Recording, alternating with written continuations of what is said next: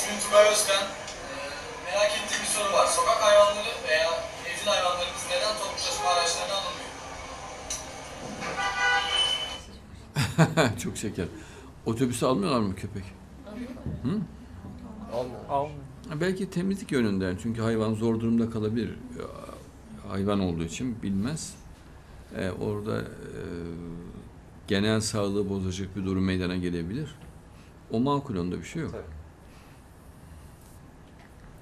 Ama otobüslere kediler, köpekler için bir yeri yapabilirler. O mümkün yani. Köpek yeri ayrı, kedi yeri ayrı olur. Açık havada giderler. O da olabilir. Yani rahatça yıkanabilecek gibi, temizlenecek bir yer olur. Onu birkaç otobüste deneyebilirler.